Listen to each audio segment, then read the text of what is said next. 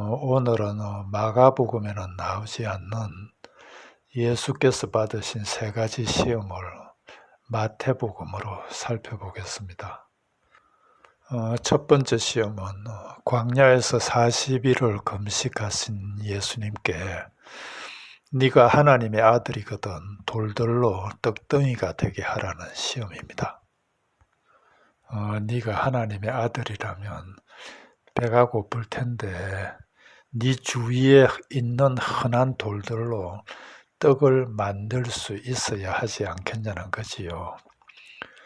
육신의 필요를 위해 하나님의 아들임을 증명해 보라는 거지요. 그러나 예수님은 대답하십니다.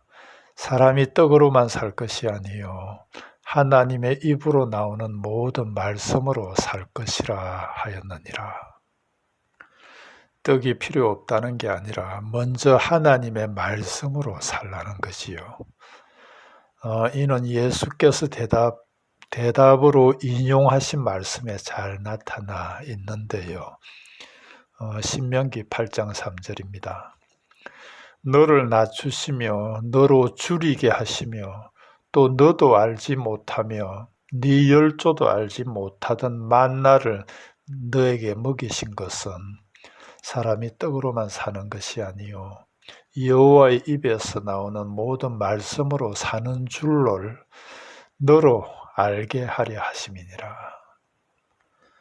아무것도 얻을 수 없는 광야에서 하나님이 만나를 주신 이유는 사람이 떡으로만 사는 게 아니라 하나님의 말씀으로 사는 줄을 알게 하려 하시려 그래서 만나를 내려주셨다는 거지요.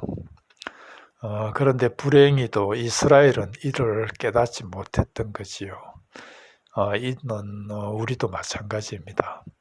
하나님께서 우리에게 필요한 떡을 주시는 이유는 우리로 하나님 말씀으로 사는 줄을 알게 하려 주시는 건데 우리도 잘 모르는 거지요. 그럼에도 만일 예수께서 사탄의 시험대로 돌들로 떡을 만드시고 사람들 앞에 나아갔다면 얼마나 많은 환호와 찬사를 받았을까요? 오늘을 사는 우리에게도 사탄은 네가 만일 하나님의 아들이라면 하며 주위에 있는 것들로 떡을 만들라 합니다. 하나님의 아들이라면 떡을 만들 수 있어야 하지 않느냐는 거지요. 하나님의 일을 하기 위해서도 떡이 필요하고 가난한 이들을 위해 먼저 떡이 있어야 하지 않느냐. 하나님의 아들이라 하면서 떡이 없다면 누가 너희 말을 듣겠나. 그러니 떡을 만들어야 하지 않겠냐는 거지요. 그것도 하나님의 아들이라면 당연히 그래야 하지 않겠냐. 그럴 수 있어야 하지 않겠냐는 거지요.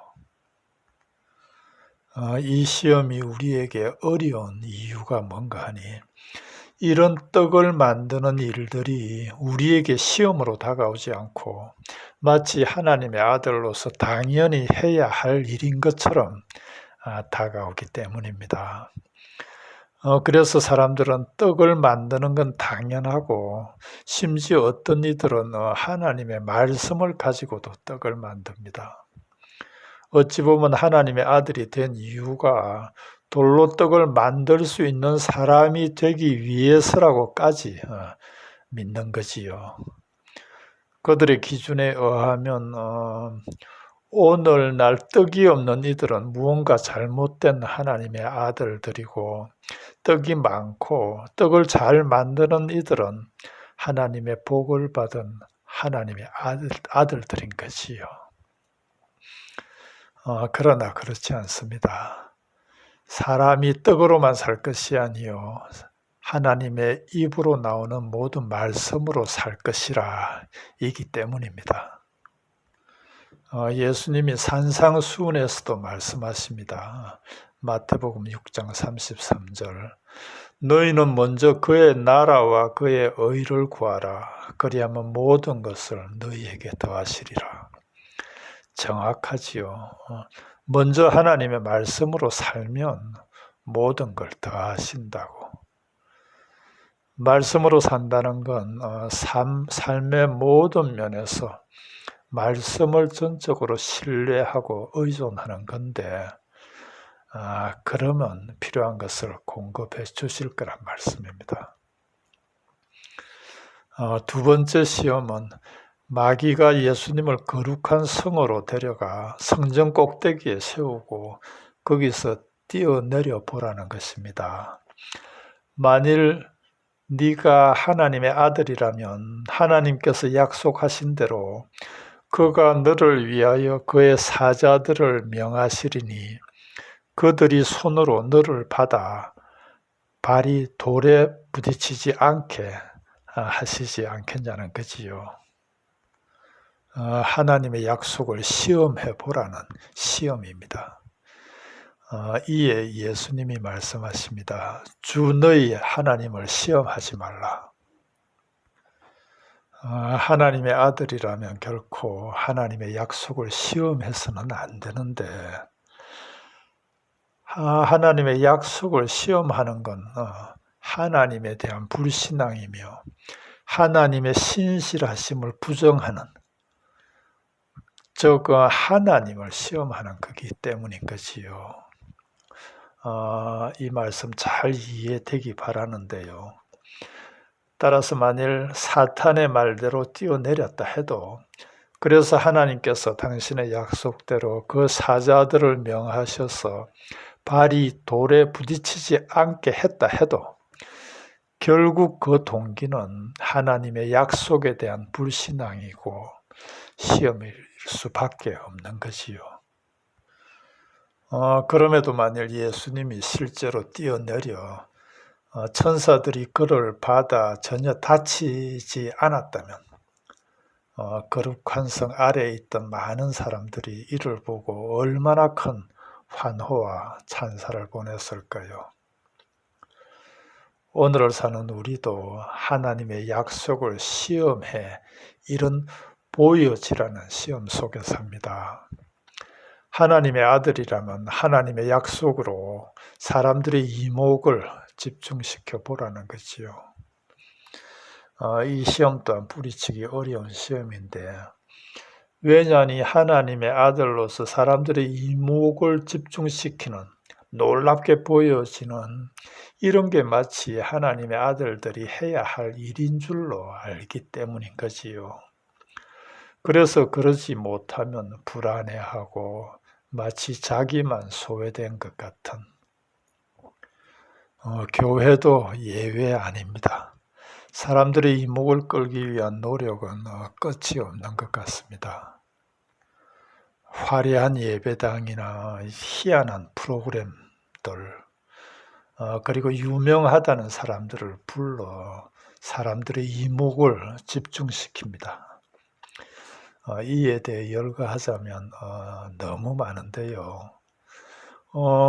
그들은 그러면서 하나님의 아들이라면 하나님의 교회라면 당연히 이렇게 해야 하고 이렇게 할 수 있어야 한다 하며 심지어는 하나님을 위해서라 하며 하나님의 약속들을 시험합니다. 그러나 그렇지 않습니다. 하나님의 약속은 우리의 믿음으로 이루어지는 것이 우리가 실제로 그 약속들을 시험함으로써 눈에 보이는 증거들로 이루어지는 게 아닙니다. 아니 설령 그렇게 해서 이루어졌다 해도 그건 결국 하나님을 시험한 게 되는 거니까요. 정말 잘 이해되기 바라는데요. 예수님은 말씀하십니다. 주 너희 하나님을 시험하지 말라. 하나님의 이름이나 그분의 뜻, 능력, 그분의 약속 등을 빙자해 사람들에게 보여지려는 자신을 드러내려는 그런 하나님을 시험해서는 안 된다는 말씀입니다. 세 번째 시험은 마귀가 예수님을 데리고 지극히 높은 산으로 가서 천하 만국과 그 영광을 보여주며 만일 내게 엎드려 절하면 이 모든 것을 너에게 주리라 합니다. 참으로 놀라운 시험입니다. 천하 만국과 그 영광을 주겠다는 거니까요. 그러면서 만일 내게 엎드려 경배하면이라는 단서를 붙이는데 이는 다른 말로 하나님만 떠나면, 하나님만 믿지 않으면 이 모든 걸 주겠다는 거지요. 세상에는 두 종류의 사람밖에 없으니까요. 하나님께 속하든 아니면 사탄에게 속하든, 하나님을 믿지 않으면 사탄에 속하는 거니까요. 이에 예수님이 말씀하십니다. 사탄아 물러가라. 기록되었으되 주 너희 하나님께 경배하고 다만 그를 섬기라 하였느니라. 그럼에도 만일 예수님이 사탄에게 절하고 천하 만국의 영광과 권세를 얻으셨다면 상상조차 할 수 없는 일이지만 만약 그러셨다면 십자가의 고난 없이 세상의 영광과 권세 누리며 사셨겠지요. 누가복음 4장 6절을 보면 사탄이 이 모든 권위와 영광은 자기에게 넘겨준 것이므로 자기가 원하는 자에게 주노라 하니까요. 오늘을 사는 우리도 늘 이 시험 속에 삽니다. 그리고 이 시험은 참으로 이기기 어려운 시험입니다. 이게 왜 어려운가 하니 우리는 태어나면서부터 이런 세상의 영광과 권세를 위해 교육받고 성장하고요. 최소한 하나님을 알기 전까지는 우리의 인격이 이런 것들의 가치를 두고 형성되어 왔기 때문입니다. 그래서 우리는 이런 것들의 가치를 두고 살아가면 너무 편하고 좋은데 하나님은 늘 이런 것들과 반대로 가라 하시거든요. 그래서 우리의 뜻이 늘 하나님의 뜻과 충돌하는데 여기에 사탄의 시험까지 더해지니 세상의 영광과 권세는 늘 우리의 시험거리가 되는 거지요. 여러분들 싸구려 은혜, 싸구려 구원이라는 말 들어봤을 텐데 2차 대전 중 독일의 나치 정권에 저항하다 순교하신 본회퍼 목사님이 하신 말인데요.